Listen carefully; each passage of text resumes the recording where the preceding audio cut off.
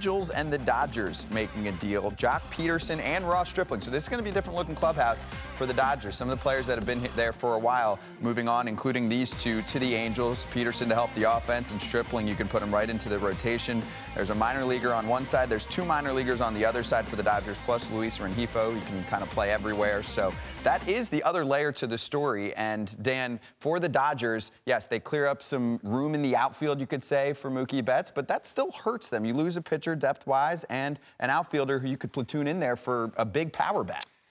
Yeah, I think, though, it's getting back to discipline again. Obviously, they have other young players they want to create opportunity for. They want to start to matriculate those guys under their 25-man roster at some point in the time next year because they'll know they'll need them moving down the road. Ronnie bought up. Jock's a free agent at the end of the year.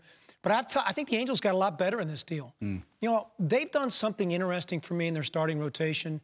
You know, it's not like they've added this one impact guy, but they've added a lot of quality guys that, for me, still have some upside. Obviously, Ohtani's got the biggest upside, but, you know, Tehran has eaten up innings. Bundy is still young enough, Ron, that there could be something more there. Stripling was an all-star a few years ago.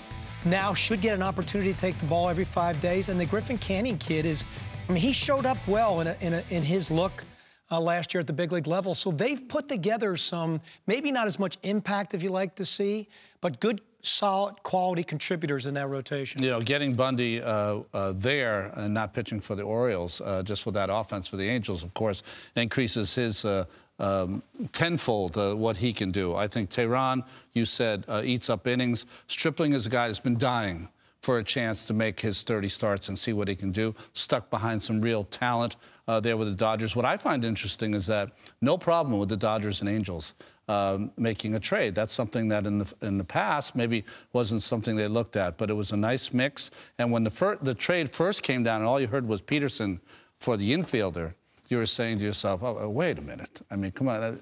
Is this Pederson, the left fielder who hit 36 home runs? But now it really makes sense now once you get Stripling and the two prospects, of course, to replenish that farm system for the Dodgers. And yes, the Dodgers haven't won since 1988. The Angels have won in the 2000s. But there's pressure on the Angels. They're in a win-now mode, too, at the moment, Dan, because Mike Trout's in his prime years. He hasn't won a playoff game yet. This helps them a lot right now.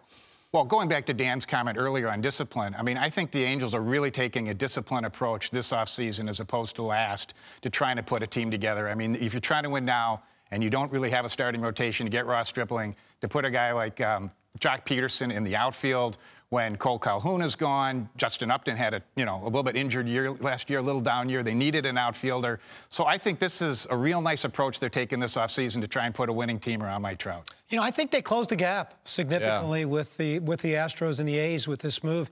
You know, they really didn't have a leadoff hitter. I mean, Jock has done a really good job out of that leadoff spot. When you add the guy they added at third base in Rendon, and now you add this left-handed power in right field, and Ron maybe gets a chance now to play every day and on a platoon basis. Maybe Joe gives him this chance to try to go out there and earn, because he hit left-hand pitching at the minor league level. So maybe he gets now every day at bats. You know, I think also the X factor is Joe Madden that you mentioned. He's a guy that knows how to run a pitching staff and a bullpen.